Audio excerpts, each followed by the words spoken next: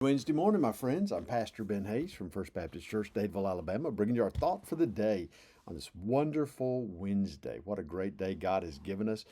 10 a.m. we got our men's and women's Bible studies. 5:15 this evening we've got our family night supper. It's going to be great. $7 a person. Come and join us. Following that, 6 o'clock, children, youth, prayer meeting, Bible study, handbell choir, and no celebration choir tonight.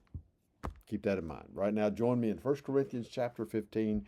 Let's back up to verse 51. I love this passage. Paul says, "Behold, I tell you a mystery. We shall not all sleep, but we shall all be changed." We'll not all die. Some of us will not die. Now, I believe my generation is going to experience this. What am I talking about? Listen to what he says. In a moment, in the twinkling of an eye, at the last trumpet.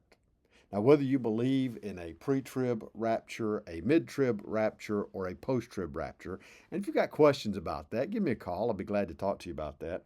I personally believe pre-trib rapture, before the 7 years of tribulation, that the trumpet's going to sound, and we're going to be called out of this world by Jesus, those of us who believe in him, and we're going to join him in the air, and we're going to spend eternity with him.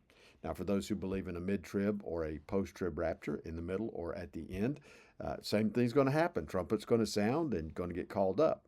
I think the Bible teaches pre-trib, but a lot of people disagree with that. That's okay. They have the right to be wrong. Paul says, in a moment, in the twinkling of an eye, at the last trumpet, for the trumpet will sound, and the dead will be raised incorruptible, and we shall be changed. Now, here's what's going to happen. When the trumpet sounds, those of us who are Christians who are alive, called up in the air, those who have already gone to be with the Lord, somehow, some way, God is going to reunite their body and their spirit, and they'll receive their glorified body, and we'll go up to meet with Jesus, and then he'll take us home to our eternal reward. What a wonderful thought that is. Now, look what he says. The dead will be raised incorruptible, and we shall be changed. This corruptible body will put on incorruption. This mortal body will put on immortality. We will be like Jesus. And that's what he says in verse 53. For this corruptible must put on incorruption, and this mortal must put on immortality, because we weren't created. This body wasn't created to last for eternity. You know that. I mean, see the gray hair? You feel the aches and pains as you get older? Yeah, this body's falling apart.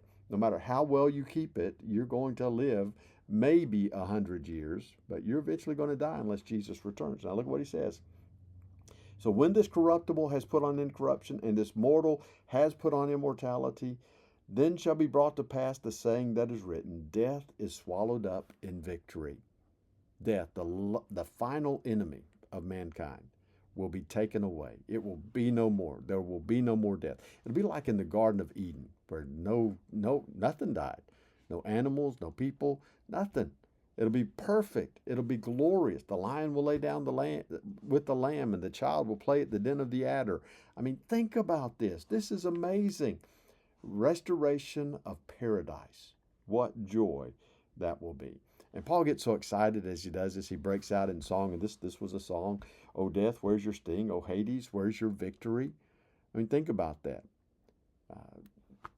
We fear death almost from the time that we're born. We see it all the time. We watch it on the news. We experience for ourselves as we visit loved ones in the hospitals who are taking their final breaths, when we stand over their caskets in the cemetery and we lower it into the ground. We understand the sting of death. The good news is, as Christians, we don't grieve as those who have no hope. Our hope is exactly what Paul is talking about here. Because Jesus rose from the dead, we know that we too will rise again. Now, let me give you a little negative side of that too. It's not just Christians who will rise again. It's not just Christians who will live eternally. Understand what the Bible says.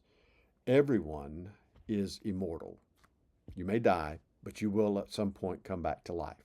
Here's the thing.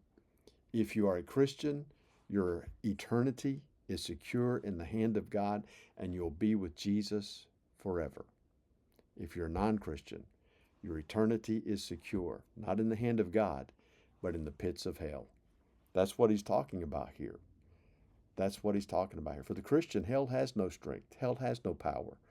for the non-Christian, for the unbeliever, that's where you'll spend your eternity, in a place of eternal torment. I don't want you to go there. I want you to know Jesus. Let me share with you. If you've never trusted in Jesus, do it today. Think about that. Be blessed. I'll see you back here tomorrow.